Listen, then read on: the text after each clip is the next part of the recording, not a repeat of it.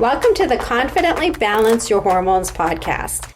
My name is Dee Davidson, and I'm a hormone health expert, master mindset coach, and multiple wellness business entrepreneur. I'm obsessed with helping you experience hormone balance, confidence, self-love, and live a life full of joy. I know we're about to have so much fun together, so thank you so much for pushing play today. And now let's begin.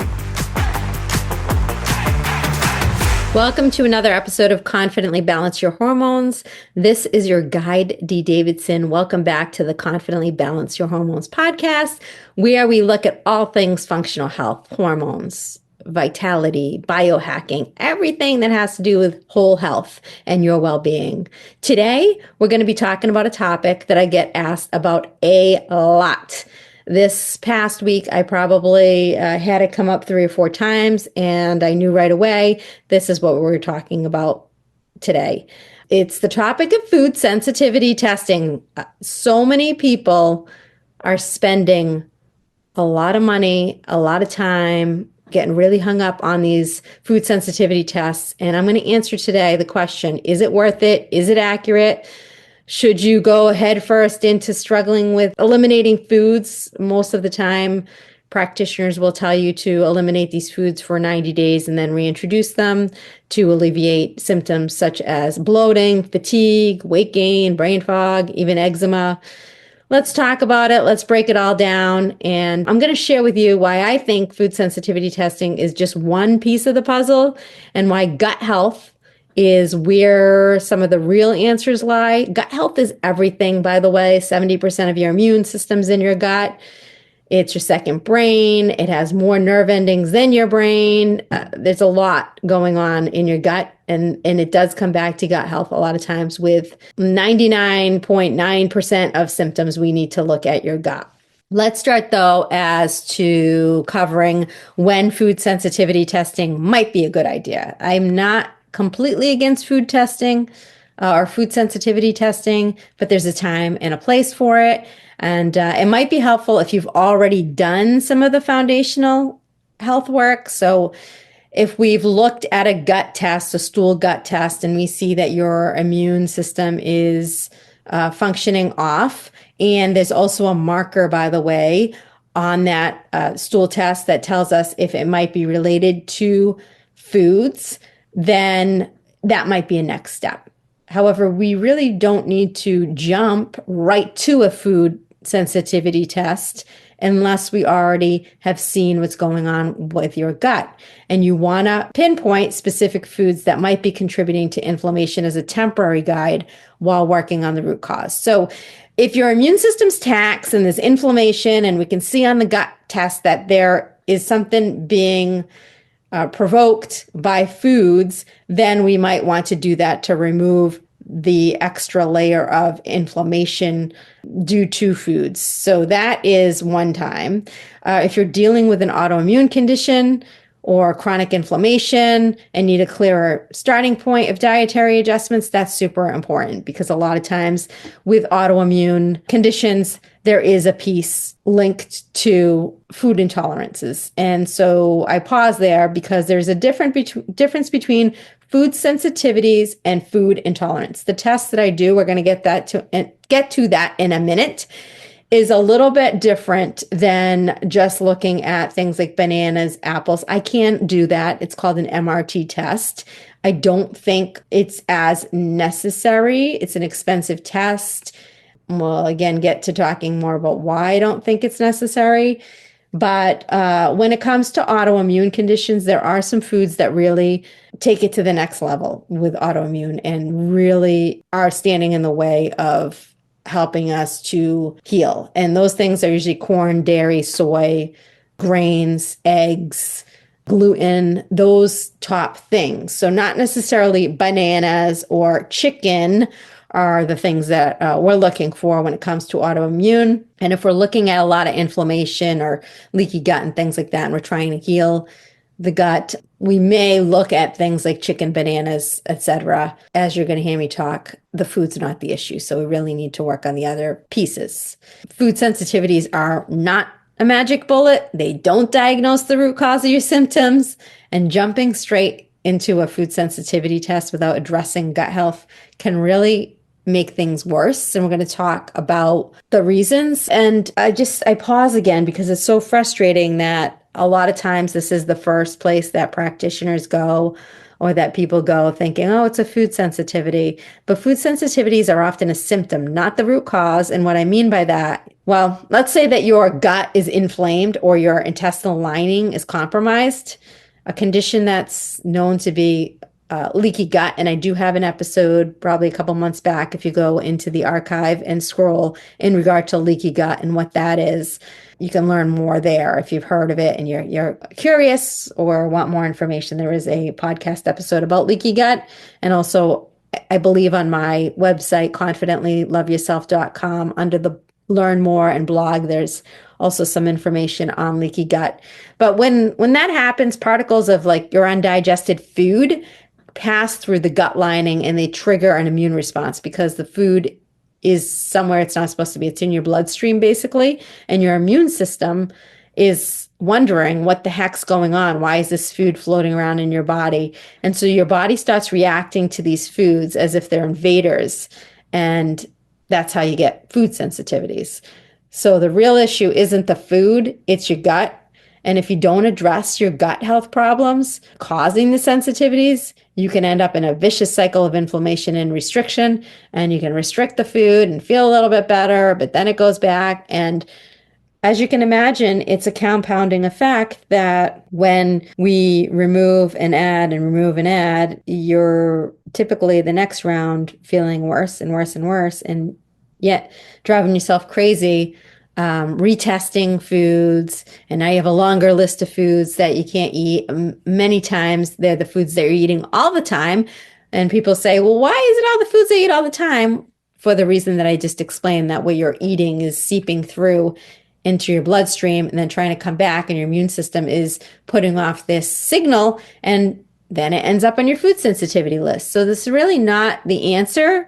And I've seen a lot of people come to me after doing food sensitivity testing and removing foods for 3 months, 6 months, etc.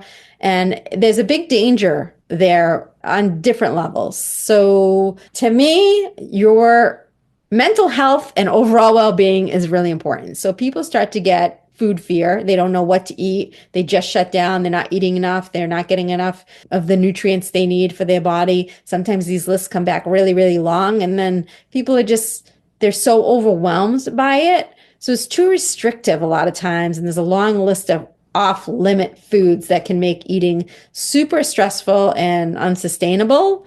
It can lead to, again, nutritional deficiencies, especially if you're just taking, I know that Dr. Hyman and these other companies, I forget, Everlywell, which I used to refer to when I first started, they can give you the test and then you don't know what you're doing and you don't have proper guidance and you're cutting out food groups, and it just leads to bigger issues and greater metabolic chaos and more money, time, and a lot more healing when you do this without proper guidance and when you're too restrictive.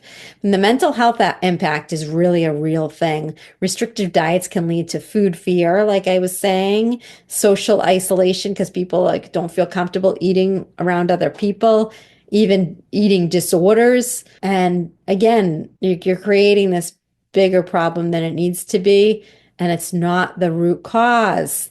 So removing a food might reduce the symptom temporarily, but if your gut isn't healed, or if you don't have that gut stool test that I do, and I'll drop a link below if you're interested in learning about that, then you're going to possibly develop new sensitivities and new issues. And that's why I'm so cautious about recommending food sensitivities as a first step. I do food sensitivity tests. I strongly veer towards the bigger food groups that can cause long-term damage for certain people. Again, bio-individualized health. So again, corn, dairy, soy, gluten, grains, eggs. Those are things that if you are having inflammatory responses to those, or your immune system is responding to those negatively, then they're probably not things we're going to remove for 90 days. They're probably things that your body doesn't like, or that genetically you're predispositioned to not react well to. That's more of where I go. And it's a very accurate test. Accuracy is key. Not all food sensitivity tests are created equal, and that's why they get a bad rap. And even people will say, when I let them know that their gut test is pointing towards a food intolerance, not so much sensitivity, that they'll push back, because not all tests are created equally. And one of my go-to tests is this Zoomer panel. And I can test for, I'm not testing, or again, for chicken and bananas and things like that. I'm testing for the highly inflammatory foods that people are likely to be intolerant of long term. It uses advanced technology to look at the immune responses at a peptide level. And this makes them more reliable than an IgG test that you can just pick up, which is notorious for false positives. So again, we don't start with a food sensitivity test. It's not a good place. Don't fall for that. A lot of these practitioners will take your money for any kind of testing that you want to do, and basically tell you remove these foods for 90 days. Instead, let's focus on some of the foundational functional lab tests, like a GI map stool test that will assess your gut health. It'll look at your immune system. It will look at your good bacteria, bad bacteria, parasites. It gives us a lot of clues. Inflammation, maybe a hormone and adrenal testing to understand what's going on there. Or one of my favorites, the HTMA, non-invasive hair tissue mineral analysis test, that could show us a state of where your functions are at in general, or your body. It will look at your adrenals, your thyroid, hormone balance, toxicities. Do you have the right minerals? Are the balances right there? Because that could be affecting your gut function. And the HTMA is one of the least expensive tests that we can do. That will tell us, do we need more testing? Do you need an advanced thyroid panel? Do you need a Dutch hormone test? Do you need that GI stool test to look at what is at the root cause of your symptoms, whether it be bloating, weight gain, fatigue, eczema, rashes, all of those things? That can be a first good step. Those are the ones that I would go with. And so here's why the gut health piece of it is so foundational. Again, if you heal the gut, you heal the sensitivities. I see it all of the time. When you repair your gut lining, many food sensitivities will resolve on their own. You're supporting digestion, so you're optimizing your stomach acid, which is important for breaking down protein, absorbing amino acids, which are important for your brain health, your mood, your muscle building, which if you're not building muscles, then that brings us to insulin resistance. It's a whole cascading effect. So you're supporting digestion by getting this gut stool test done, because we can see how stomach acid is working, your enzymes that need to break down food and convert it to energy, your bile flow, and looking at your detox pathways, such as your gallbladder and your liver. That's on the stool test. It's all important, because if you can't properly break down and absorb nutrients, you're not going to feel well, and you're going to have some of these symptoms appearing. We need to rebalance the microbiome, addressing bacterial imbalances. Do you have yeast overgrowth? Do you have parasites? Do you have worms? Do you have bad bacteria? How's the immune reactivity? What is looking like it's triggering inflammation in your body? And then reducing stress. Chronic stress impacts your gut function. So if you're looking for a quick pill, a quick lab, a quick supplement, a quick even medication at your doctor, and you're not addressing your chronic stress, you're avoiding taking care of yourself, breathing, eating meals, nourishing your body, getting out of that toxic relationship, setting boundaries, saying no. If you're not addressing that stuff, you need to start there before you spend money on consultations and looking for another doctor, an endocrinologist. You need to start to take personal responsibility for addressing stress, optimizing your sleep, supporting your gut's ability to heal, because no matter what the test says or what supplement we can prescribe, you need to take personal responsibility for those foundational things. Am I eating properly? Am I getting enough sleep? Am I managing my stress? Am I breathing? Am I exercising? Nothing's going to make it go away until you look at all the pieces of the puzzle, which again is something I do with people. If you schedule a discovery session, I will drop my link below in the show notes. We can talk about those things: diet, rest, exercise, stress. Are you taking supplements? Are they right supplements? Do you need to be taking those supplements? What do your labs from your physical look like before we move to another layer, which a lot of people think is functional lab testing, when in reality, it's taking responsibility for your lifestyle pieces. And you can move the needle a lot there. So sometimes just having that initial discovery session to cross-check with me is enough to make you realize that you don't need another lab or another test.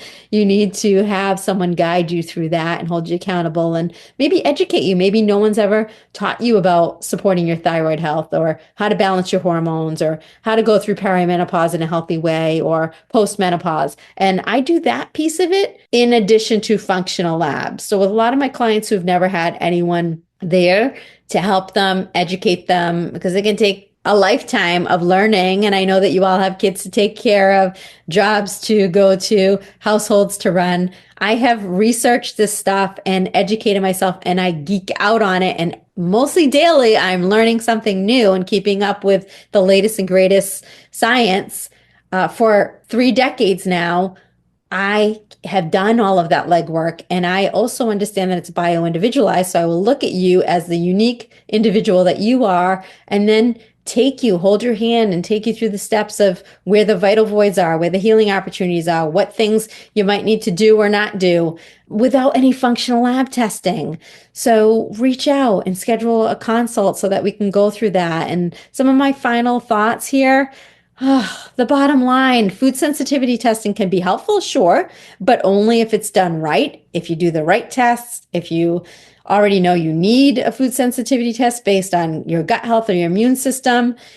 And it's part of a bigger strategy that focuses on gut health and root cause healing. So if you're not willing to invest in the bigger picture, also take personal responsibility, then food sensitivity testing is not the answer. And if you're struggling with symptoms like fatigue, bloating, weight management issues, irregular periods, skin issues, please don't assume that food sensitivities are the main culprit.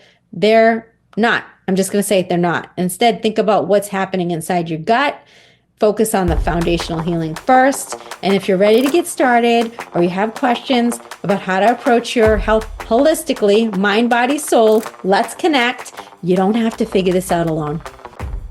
Thank you for listening to today's episode of Confidently Balancing Your Hormones.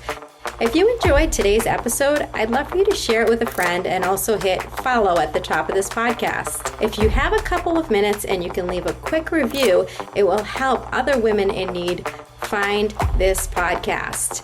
You can find me on Instagram at confidently_love_yourself. I would love to stay connected and hear from you.